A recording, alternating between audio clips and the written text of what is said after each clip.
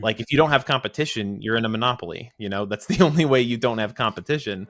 So it is a tricky thing to balance. And we teach this in our own courses that, like, yes, we believe in community over competition, but you also do have competition and you have to stand out from it and secure enough for you to like live and afford your bills and stuff. Hello and welcome to episode 263 of the Wisdom and the Tangents podcast. I'm your host, John Mansfield. Welcome to Spooky Month, everyone. It is officially October. If you know anything about me, then you probably know that I love the spooky, I love the creepy, I love horror movies, and that feeling of like, it's just feeling scared and like there's someone behind you. There is not. Okay, I just had to double check. But it's great. I love October, and this is like the time of year where everyone else kind of embraces the things that I love all year round. So fit check for today. Let me just get this camera down here. We've got the Camp Crystal Lake Counselor, 1980. If you're a horror movie fan, you probably know that is a Friday the 13th reference. You can also see little tiny Jason Voorhees down there. But yeah, I'm going to be wearing kind of creepy, spooky, fun shirts for this month. I wear these all year round. But yeah, today I have not just one, but I have two guests on the show today. I have Chris Romans and Marshall Scott. Together, they are Shoot and Thrive.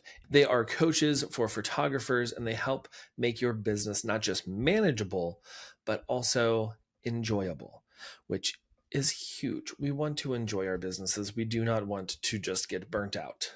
And we talk a lot about that today. We talk a lot about how like over the years since the phrase, community over competition kind of became a thing, which we love. We do love that. Natalie Frank is amazing. She's been on the show before. I'll link that in the show notes too. Go give her a follow. But like with community over competition, it has kind of, some people have either gone way too hard into it and just like there's no competition at all, or they're just saying it and not really doing it. So we kind of like cover all of what community over competition means, why you should have competition still, because even though it is community over competition, there's still competition.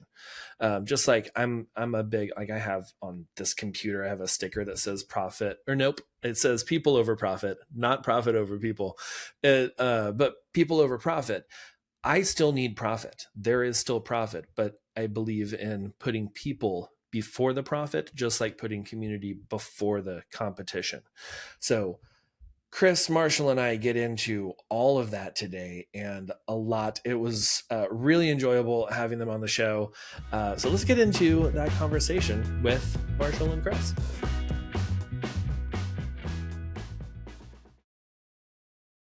Chris, Marshall, welcome to the show. Thank you. Hello. Thanks for being here. Yeah, I'm excited. Like I said, like before we started recording, I was like, this is a party, because I love it whenever there's like more than just me and one other guest. It's like we got three, and this is going to be a good time. So awesome. Could y'all give like quick little background info about y'all, what you do, and where you're based, all that? Yeah, well, we're based pretty close to each other. We're both in Easton, Pennsylvania. So we're practically neighbors, like 5 minutes away from one another, which we'll probably get into how we met and stuff. But long story short, we're now business partners, where we were both photographers, and we started Shoot and Thrive, which is the education that we wanted for business when we were starting. And that's pretty much simply put, it's all encompassing, comprehensive education, but more specifically on how to run a business that brings joy and profits. Joy is always first, and purpose is always first, and profits follow. Yeah. Yeah, and then just again to give you a little bit from my end, he touched on Shoot and Thrive, of course, a little bit of our background. But, speaking from my lens, I've been a photographer as well, as part of the past close to a decade. Actually started my photography business with my wife. Yeah, and since then it's been an awesome thing. And even today, like I'm just coming off a doubleheader weekend. It's been quite busy and stuff like that. But this is really how Marshall and I ended up actually getting to know each other, was through photography, this industry and stuff like that. So that's where like the core of like our connection really got started as well. Yeah. Yeah, man, Chris, I feel for you with that doubleheader. I get Yeah. those every now and then. I try and schedule to where I don't do those Yes. anymore, because I'm like, getting closer to 40, and I'm like, my knees are just not built for, 20 hours over a weekend with shooting Yeah, and kneeling down, and yeah. I've been starting to notice this myself. I'm in my mid 30s, and yeah, my wife and I this season in particular, we've been like, I got to get back to the gym. you know. Yeah, I can't just count weddings as leg day anymore, but Yes. but yeah, no, I like that y'all, like Marshall, you mentioned in y'all's education, joy comes first and then business. And that is something that, like, I see a lot of educators are just like, business, business, business, hustle, hustle. This is how you grow to 6-7 figures, building a studio, all that kind of stuff. And that leads so quickly to burnout and just dreading work. And when you can really incorporate joy into it first and be like, how can I build this business where I'm still receiving joy, like, and I'm happy to go take photos, or happy to shoot a double header and just be like, yeah, you know what, another double header, I can do this, let's go. Well, the thing that comes from somewhere, right? It doesn't just it's not just wishy-washy mental, oh, it's what I tell myself. Like I read a lot of business books in my life so far, and I've seen that no matter what industry you're in, you need purpose, and it can't just be money. Like eventually that is the formula for burnout. Like if you're just focused on money, or that's all you can think about, not that you're necessarily like obsessed with it, but it's all that's on your mind, you're going to forget like the reason why you exist in the marketplace. What is your purpose? And it doesn't have to be super like massive either. It's not that you have to change the world or anything, but even just for me, like my purpose is to teach my couples mindfulness and what that can do on their wedding day, in their relationship. And I hope that they take some of that with them and realize how slowing down and being fully present in the moment is worth more than just for photos, but for all aspects of life. That is a big purpose, even if it's on a small scale. Yeah. Oh yeah, a lot of that mindset that we can like teach our clients, because I mean, it, like you said, it goes beyond just the wedding day or just the photo shoot, to where they can take that into their life and be like, oh yeah, like Marshall was talking about this, how we need to like embrace the day and like sit and be slow and not rush through things. And it's like, oh, I can do that in my day-to-day life too. And I can do that like with my kids, where I'm not just rushing through to the next thing, or just like, oh man, newborn stage is rough, I can't wait till they're toddlers, or toddler stage is rough, I can't wait till they're in school. And then that's where I'm at right now. Yeah. Oh yeah. How old's yours? I have 2 that are 3 months old. Okay. Yeah. I have a 2-year-old myself, so like we're hearing what you're saying here. I just had twins, and we're the big part of like what we've been focusing on is practicing what I preach and being present and not wishing away the newborn trenches, like finding the joy, because at the end of the day, you're end up going to be caught in a cycle of never ending. I wish that this stage was over, and I wish that this stage was over. And before you know it, you're like, where am I? And how did I get here?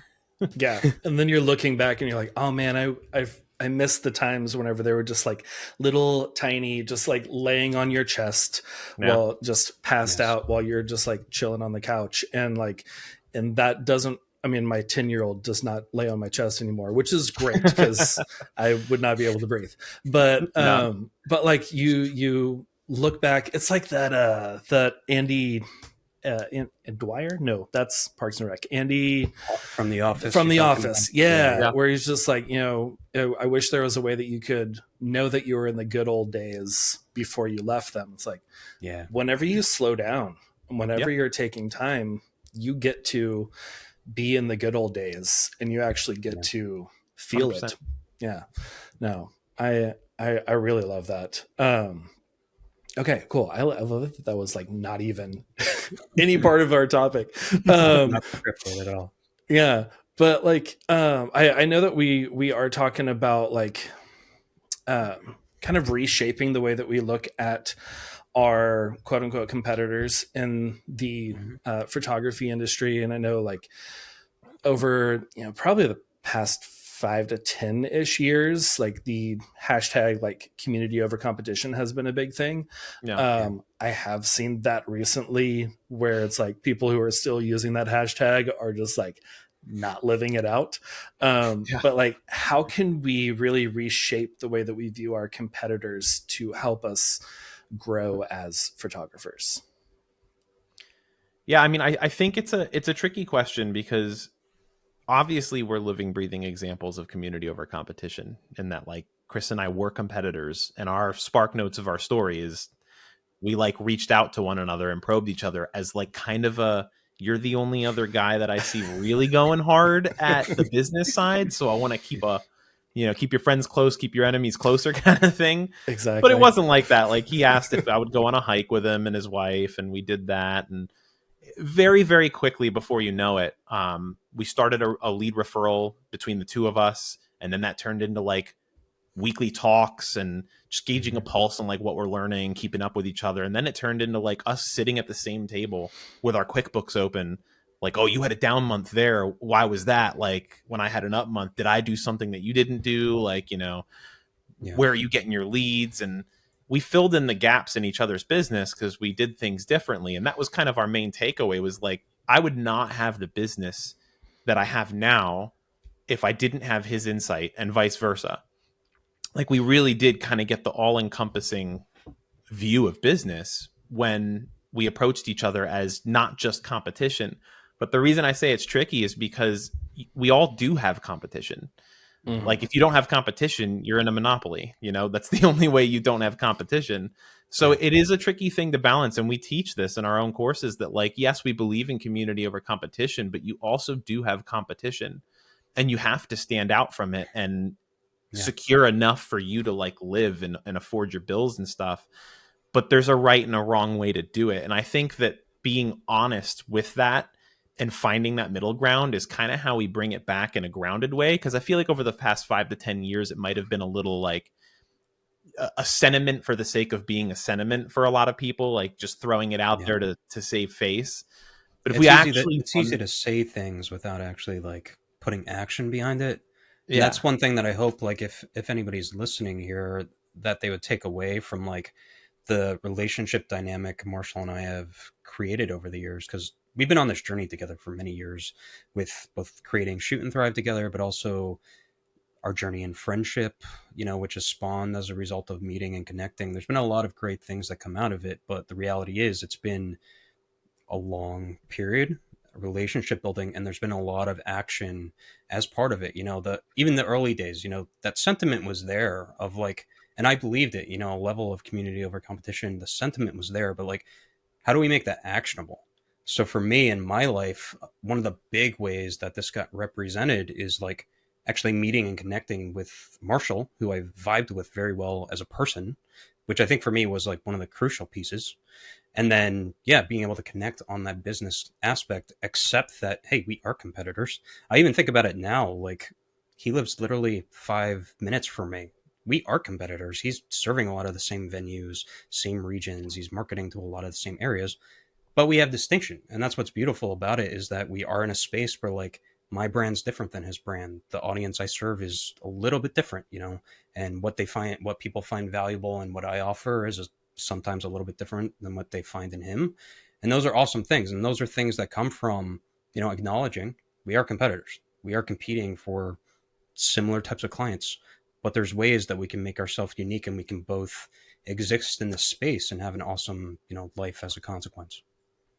Yeah, no, I really love that viewpoint of just like recognizing that you are competitors, because I feel like we can like swing way too into community to where it's just like, oh no, we're all friends, and like Yeah. we're not, we're not in the same market, it's cool, and like all that kind of stuff. It's very ideological. It's very ideological. It's very just like, it's not realistic, because it's like, yeah, we are all competitors, especially if you're in the same town, if you're in the same genre and industry and all that, you're going to be competitors at least a little bit. And I love that you're talking about like actually looking at that and being like, okay, yeah, we are competitors.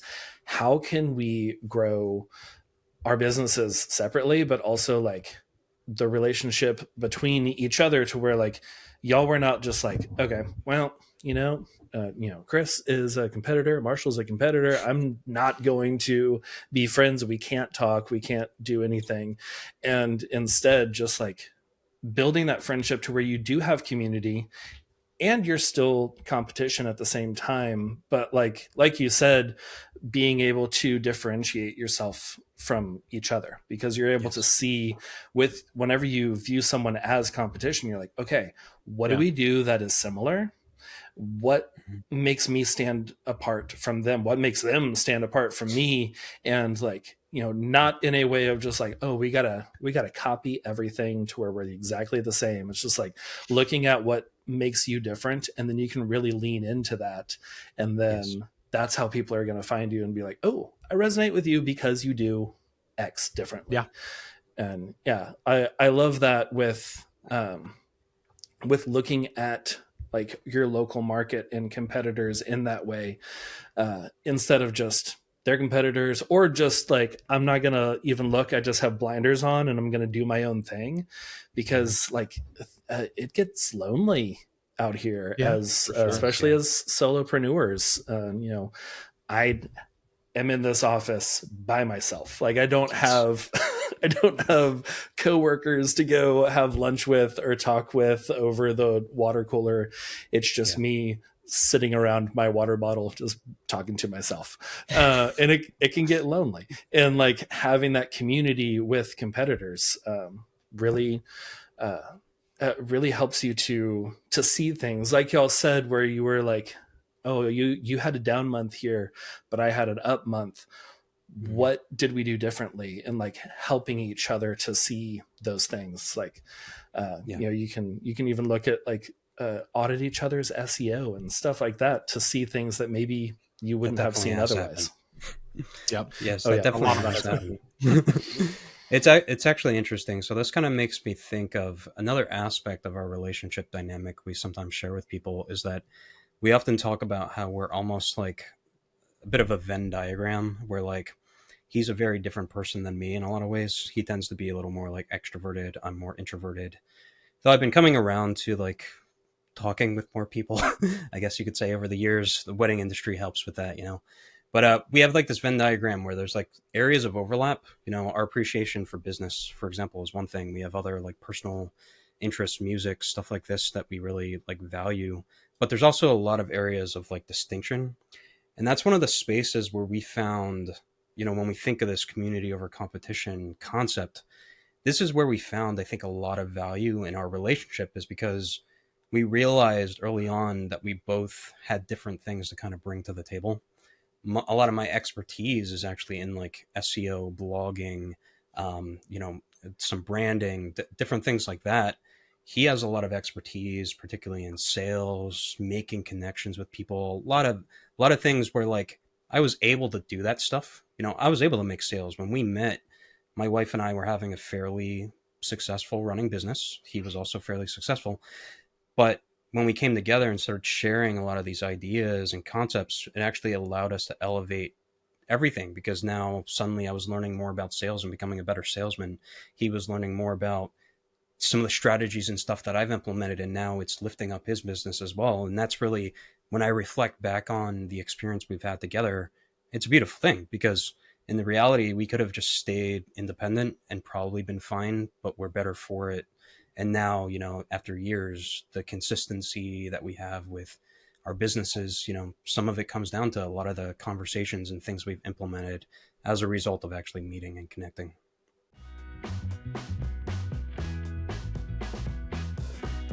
Have you ever learned something that you feel like you learned way too late in life? I feel like that guy from Instagram who's like, here's something I didn't know until my 30s, because here is something I didn't know until I was in my 30s.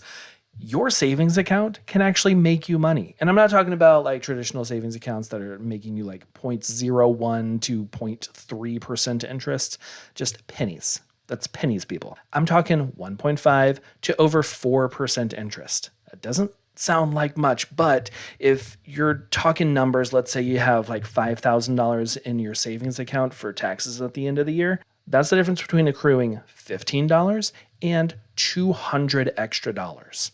Now, this is a high yield savings account. I've talked about these a few times on the podcast, but now I have partnered with SoFi to bring you a little extra money. Whenever you start your free high yield savings account through SoFi, they will deposit an extra $25 in there for you for free. That's literally free money. And yes, this high yield savings account is just like a normal savings account where you can access your money. You don't have to like wait for 7 to 10 business days until you can get anything out. It's a normal savings account, except you're making more money. So go to allheartphoto.com/SoFi. That's allheartphoto.com/SOFI and let your money make you money.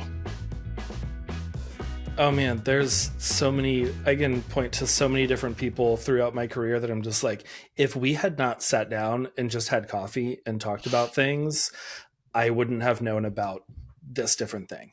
Or like, you know, I've told this story a few times on the podcast of like how I was 3 years into a wedding photography business before I knew what ISO was. And I had it like cranked up the whole time. So I was like, all of my photos are grainy all the time. And I don't understand why. And it was because another friend was just like, oh yeah, so I set my ISO to like, 100 if it's sunny outside. And I was like, tell me why are we doing this? And I had never played with it. Didn't really know what it was or what I was doing. But like, there's like those little things, or there's like, with y'all where like you have a field of expertise in certain areas, and coming together as community, you're able to like, to learn from each other in those ways. And like, both of you are better versions of yourselves now than you were whenever y'all met. And like, it's really, I don't know.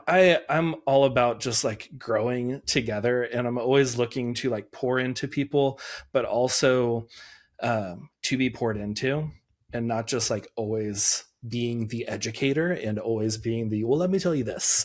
But being able to sit there and just listen to someone and be like, okay, tell me why you do it this way, is really valuable, I think. Yeah, for sure. Yeah. Okay. So tell me a little bit more about like Shoot and Thrive, and like, how did this come to be? I know y'all were talking about like, this is the education that y'all wanted to see out there. What is different about Shoot and Thrive and all that? It's a good question, and I think it comes at a good time because I know you said that the beginning little monologue we had, dialogue that we were doing, was like irrelevant, but it actually ties in really, really well, because that is like the main crux of what Shoot and Thrive was built upon. There's a reason we start with branding. So the Spark Notes is Shoot and Thrive is a curriculum, a full-blown curriculum. My background is in teaching, and it is a curriculum of 9 courses total, and it takes you through every single pillar and foundation of business. So it removes the artistry, there's enough education out there for that, but there was nothing that we felt like really taught the pillars of business in a way that you don't have to become like the educator. That was a really, really, really big thing. So that's what it is. And it all hinges on branding, and not the colors and logos side, but like who are you and what makes you uniquely different from every single person out there? Because there is something. You can have the same colors and the same, copy and stuff, but there's something different about the way you interact with your clients, even if it's on a small scale. But if you tap into that, you can use it to build everything else in your business off of, because clearly it's what other people resonate with. Yeah. Oh man. Yeah. I think we get caught up way too often of just like, well, I'm going to rebrand, and I picked out this really great font, and I Yeah. think it's really going to Yes. be change my business. Fonts and And colors are the and logos are the last like few videos in the branding course. Like oh the yeah. rest of it is all everything else. Yeah. Yeah, it's not, It's it's like, not like those things aren't important at all, but right. they're important after a lot of the other things are put in place. Mhm. Yeah, it's like it's the flashy stuff. It's kind of like social media, where it's just Yes. like social media is fun and flashy, and it's like, oh, I made this really cool reel, and I use this trending audio, and uh, but then like you look at your website, and it's just photos from 5 years ago because you haven't logged in to switch anything out, and Yeah. like the copy talks about how you are a single dude and out here, and it's like, oh, I have a wife and 2 kids now, I need to like update that. And Yes. like you're always, I think a lot of us are drawn to the flashy because I mean that's what it's there for. Like social media is there to draw us in and to have us on there longer, and those brand colors and the fonts and stuff, it's fun. It's something that you're just like, ooh, colors, I'm gonna Yeah. learn about color psychology, and like I like these colors together, and this is a calming one, so this is going to be good for people to want to feel trusting and all that. Well, in our And experience, most people don't even go that far. Like most oh people yeah. don't even like approach that. It's actually a large pain point for a lot of students is like the idea because it's overwhelming. Most of us Hmm. aren't designers. Most of us aren't. And when you think that branding is mostly design, then you're like really averse to it until you realize like no, the design has to be built off of something. Mhm. It has to have an input to get a good output. Otherwise, it's not really doing anything. And I think a lot of people make small tweaks to their website or like change up the color palette because it feels like they did something. It feels like there's a change. And so it's like busy work almost like, oh, well, I'm not getting any leads or inquiries. So maybe I'll just like change up the colors on my website and pick a new font. And it's a quick Yeah. change that satisfies that like itch to feel like you're making progress. Yeah. Yeah. I 100% agree. And it's, yeah, it is that little like kind of like a little dopamine hit of just like, Yeah. I did something, this should be good, I'm gonna now sit back and wait, instead of like, you got to really think about your brand and who you are to people, Yeah. and why should they work with you versus someone 5 minutes down the road who Mhm. does a similar thing. Like Yeah. what's going to set you apart? That's your brand. What are people saying about you when you're not in the room, and what do they Yeah. think about you, or what do you want them to think about you, and then how can you put that out there? And yeah, Yeah. no, It might I sound love it. counterintuitive, but this is why like you need other people. Um, you need it's so easy as a single operator and a business owner. Like if you're like a super business minded person, then that doesn't bother you. Like I don't really mind other than just some occasional loneliness being like the one making all the decisions and stuff. But most people aren't like that. Most people like the photography, they like the art Mhm.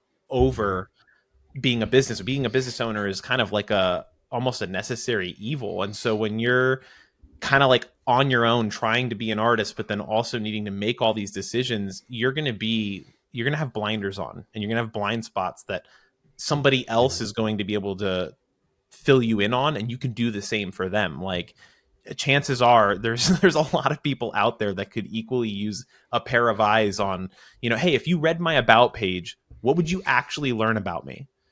Like, and is it relevant to the fact that you're a client that wants to hire me, or is it just kind of like this is a Bumble or a Tinder profile message, Right. Yeah. Yeah. I know what TV shows you like and how you take your coffee, but I know nothing Yes. about you and your business. Yeah, and how it helps me, how it serves me as a client wanting to pay you probably a lot of money, Hmm. you know. Yeah. Yeah. So, like, how can we, as like the listeners who are wanting to grow, how can they grow in community? How can they grow by, talking to their competitors and just like moving forward with all this? Yeah, I mean, it's tough because a lot of places that have community these days are also filled with like a lot of drama. Yeah. Facebook groups and, you know, meetups aren't happening as much anymore. Ever since COVID, meetups are have like really dwindled down, or they're kind of just like paid events. It seems I have not really seen many meetups. So I honestly think being present on your social media in a meaningful way, and then linking with people that like you don't have to be someone that's like local in your market, right? Like I have tons of friends now that are all across the country shooting because of things like Instagram. And I think that is probably my number one recommendation. But you have to show up like earnestly, because it's going to be the people that message you or respond to a reel that you made or something because you're actually stating something intentionally, or an opinion that you have on the industry or photography or client work or whatever. I feel like that's just how you make the most meaningful connections. If you just show up generically, you get generic interactions, and those probably won't lead to very successful things like what me and Chris did. Yeah, and I mean, I'd add to that, like actually, like intentionally seeking out those connections is valuable, but there's also a case to be made that like you shouldn't go into that with like an expectation of like this is going to lead to a business partnership, like me and Marshall, for example. Like I go back to like when we initially met. It's like my initial expectations were nothing like what things have turned into, and I think that's some of the beauty with like opening yourself up to connective opportunities like this, is because sometimes you never really know what's going to be behind the door. And I mean, speaking from my own personal experiences as well, there's been a lot of people I've met with I didn't totally vibe with, and I don't really talk to on a daily basis. But it's that one person, you know, that changes you in some way, you know, or maybe it's a handful or whatever, or a community. But like, I think we all have that out there, that we can all find that. And sometimes it finds us when we're not even necessarily expecting it. It certainly feels that way sometimes when I reflect again on my relationship here with Marshall, where it's like I was connecting with a lot of people. I was going to a lot of different meetups, different groups. Again, I've been around a lot of people, a lot of photographers, a lot of cool people. Some people I stay in touch with, but on this level where it's literally translated into the depth of relationship I have, where he and I can meet up for like a drink, talk about life, talk about everything going on. We can also meet up and talk about our photo businesses, because those are still things important to our lives. Meet up and of course talk about like our Shoot and Thrive business, because we have this together. We have a lot of things we connect on now. But like that key is like day one, I wasn't like in there expecting something from him. Instead, I came into it with like, I talked about that Venn diagram right between us. I looked at, what do I have to offer? He has something that seems interesting to me. Maybe we can share. And I think that's maybe a takeaway here, is like shared knowledge. You know, there's value in just literally having a conversation. And he and I, the first time we actually like properly met outside of like when we went on that hike, we set up a call, like a Zoom call or whatever, and just chatted, you know. And then it was there where like I could have left that and been like, this guy's cool, but it's not going to be, you know, my vibe for like a million conversations. That could have been fine. I would have been happy with that, because it's part of putting yourself out there, actually making connections. In our case, it happened to be that we got off that call and went and texted and set up another call, and then all of a sudden we're meeting and we're hanging out, and turns out we live 5 minutes away. Yeah, it maximizes opportunity. And just to play devil's advocate to that other side, like you don't have to vibe with somebody to have a good takeaway either. There's been a lot of people that I've second shot for, and this is my other part, is like second shoot or assist as much as you can. Because when I was growing, like not only did that yield more connections and more people like in my ecosystem of my network, but I also learned a lot of what I don't want to do. You know, second shooting for people, there's been a lot of people I've second shot for that, like observing them, you know, I get a feeling of like, ooh, I wouldn't do that. Like, and that's totally fine that they would, but it helps inform me more concretely, like what I am drawn to and what I'm not, and what I want to push away. And that really helps shape my business. It really helped shape and understand like how I approach photography, how I approach shooting, how I approach engaging and talking with my clients. And that's really invaluable. And I know that working for free gets a really bad rap, but like, honestly, if you're having a hard time getting any type of assisting work, second shooting work, it doesn't matter if you're a family photographer, a wedding photographer, a corporate photographer, find somebody who does that stuff and just offer to be a human activated light stand, you know, like just offer to hold bags for free, count it part of your work. Like, we all have back end work we have to do. Do that a couple times a year, and just consider it part of your like research and your market research and understanding, you know, what to do, who to talk to, how to do things. Oh yeah. Yeah. I mean, I had the hardest time trying to find people who would let me second shoot with them whenever I first started. So like for the first 5 years of my business, I only shot for myself and I never second shot. And then once I started doing that, there was almost like a little bit of like, well, but I've been in the industry for 5 years. Isn't that like below me to go second shoot with someone else? But yeah, like you were saying, the knowledge that I was able to glean off of other people, of like things that I saw that they were doing, that I was like, ooh, this is great. Like I wouldn't have thought about that. I'm going to think about that next time. And other things that I'm just like, oh, I'm definitely not doing that. That is that is not for me. That is for them, and I'm going to leave it here. And like it was also a really great opportunity to build relationships with those photographers and with other vendors that like I may not have worked with before or been working with, in the same circles. But yeah, no, I love that. Like, if you have that feeling of, well, I'm not going to second shoot with someone else because I've been doing this for 10 years and like that's below me.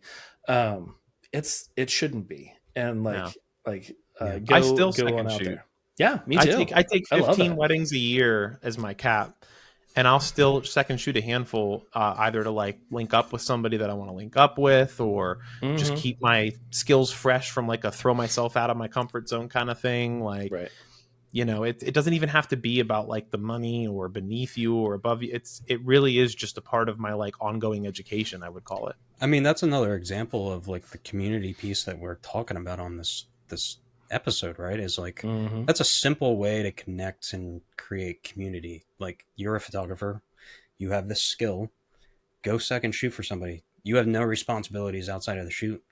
Half the time, like I've second shot for like Marshall as an example.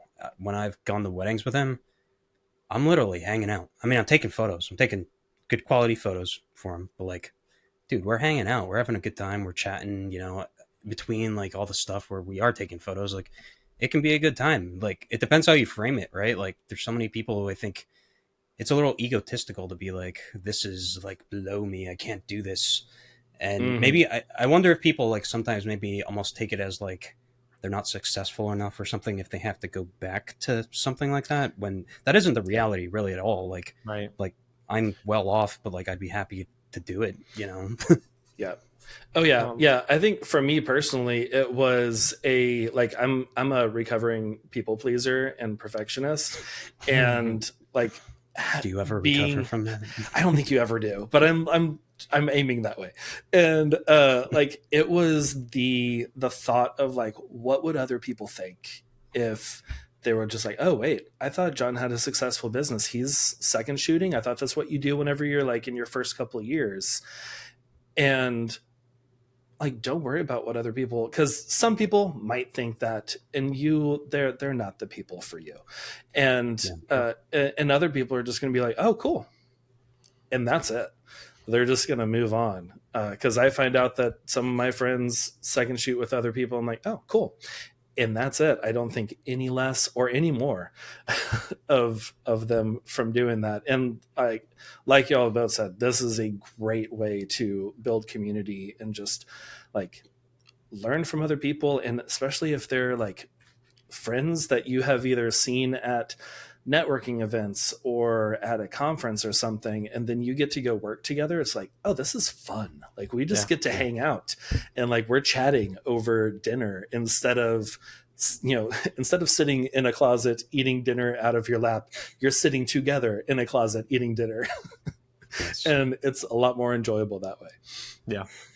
But yeah, oh man, guys, this has been so much fun. I have really enjoyed this conversation. Before we like wrap up and let people know where to follow y'all and connect and all of that, there's something that I like to do where we talk about what we're loving this week. And it can be literally anything: a new book, TV show, movie, new food, whatever. What are y'all loving this week? What am I loving? What are you loving, Chris? I love my wife and my son. This is public facing. Great answer. Great I answer. love my wife and my son and my daughter. I had to one up you there. Of course, yes, twins versus Yes. Trust me, he's made it very clear that having twins is harder. I have not said it like that. I've said feel raising like two that's at once kind is of a 3 given, times yeah. the It's work. fair. It's not wrong, but it's also like it's not like having one is easy. No. I've Yeah. prefaced it with that every time. I know, I'm saying I know. having one is hard, not to diminish it, but having 2 at once is painful. It's Yes. unbearable. Yeah. But it's gotten better now. Yeah. What am I loving this week? I'm loving editing alongside podcasts and audiobooks. I've listened to like 6 hours of information a day while editing or doing other work. And I used to listen to music a lot, and I thought I'd never be able to get rid of that. Because for me, I'm very emotionally tied to music. Music is my number one passion, creating it and listening to it. So for me, it was always my comfort zone to like put on music and explore new albums and stuff. But I've been really, really enjoying just being informed and learning and expanding my knowledge. I didn't think I'd be able to do the deep paying attention that I usually do. Like I usually reserve audiobooks and podcasts for the car when I have nothing else to focus on other than driving. Yeah. But I've been surprised at how much you can actually like focus and pay attention to that kind of stuff while editing. And I know there's a ton of people that do this, and I'm a little late to the game, but I've been loving that. It's really nice to feel like you're doing 2 things for the same amount of time. I feel like I'm educating myself and doing ongoing fulfillment. Right. Yeah. Yeah. Are there any podcasts or audiobooks that you're just like, this is really great, you should check this out?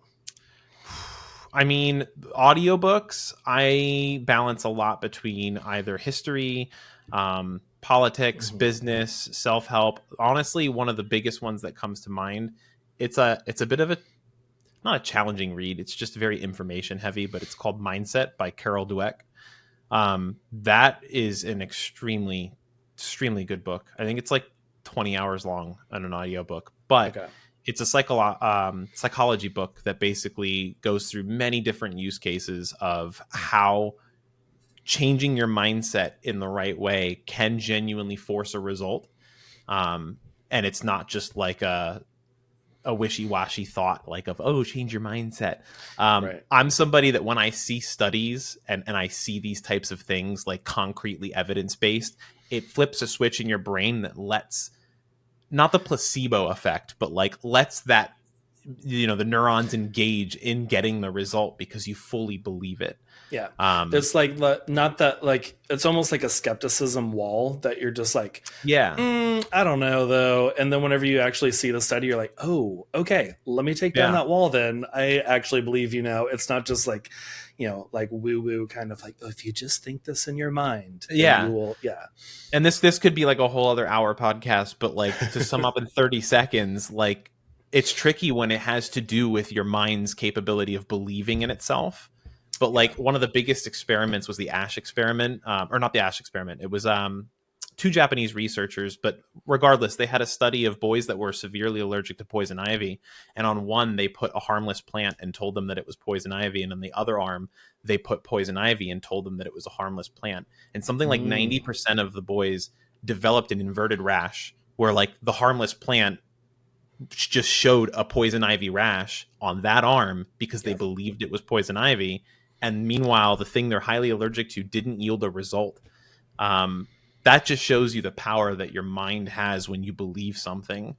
So when you unlock that kind of part of thinking, and then you read this book, like it just shows case study after case study about how things that we tell ourselves, the way that we speak to ourselves, what we believe we're capable of, will directly impact with significant results your outcome. So very good book. Check it out. Yeah, man, I am adding that to my list. Hearing Marshall talk about this makes me just feel lame. Like, I also love my wife and kids. I'm like, what have I been into? Crazy. Yeah, well, Chris, I'm with you. Mine's going to be much more lame than that. This week I'm loving K-pop Demon Hunters. Oh, that's Seeing yeah. people Okay. getting into this. Golden. One of the grooms at my Golden. wedding had this on. Yeah, during his like. Did you prep hear the for- Our Last Night edition? No, Yeah, I have not. They did a cover of it. I don't know if you like that Okay. kind of music, but Yeah, it no, I will. cover. I will look that up right after this.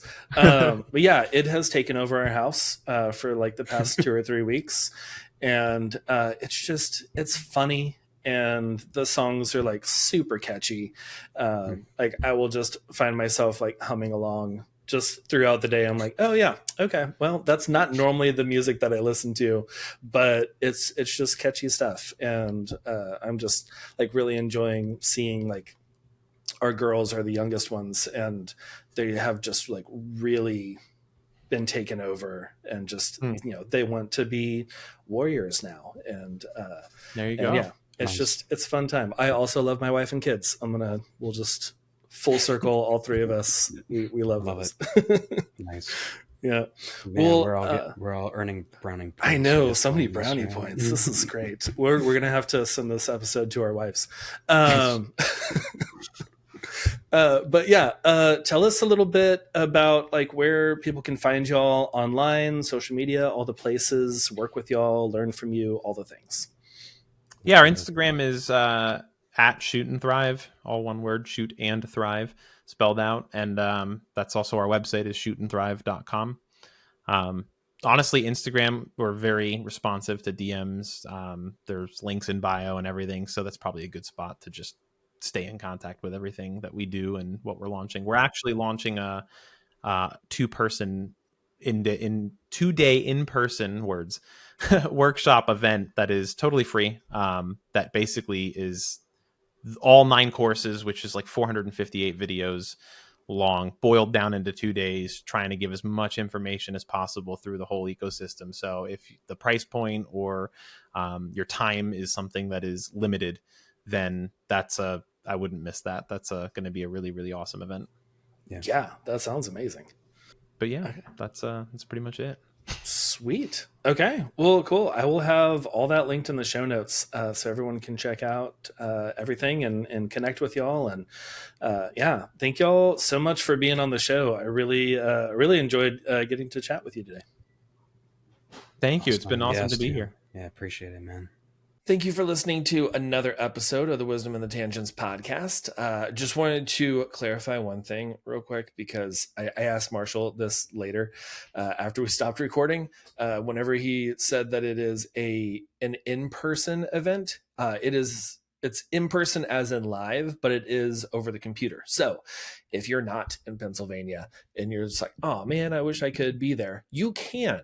They're going to be doing, I think it's called the booked with intention, like 2-day workshop live. It is free October 20th and 21st of 2025. So if you're listening to this the week that this comes out, you've got a couple weeks to sign up. So that is great. But yeah, I'll have a link to that directly in the show notes as well as their website and Instagram, so you can connect and say hi. All of that's in the show notes. You can scroll down for that, or you can head over to podcast.allheartphoto.com for all of that as well, plus a bunch of free resources that I've put together for you. Now, if you're wondering, like, hey, John, I know you started that money series a few weeks ago and you haven't posted part 2 yet. That is coming out next week. It's just scheduling things to get this out for y'all, so that before their live event, we just rearranged a few things to help y'all out. So don't worry. I'm still doing the money mini series, starting back again next week for part 2 with the cost of doing business calculations and how you can figure that out. Spoiler alert. I have a cost of doing business calculator that you can download, and I will link that in the show notes as well. I will see you next week. Have an amazing week. Keep creating and keep making the world a better place. Bye, y'all.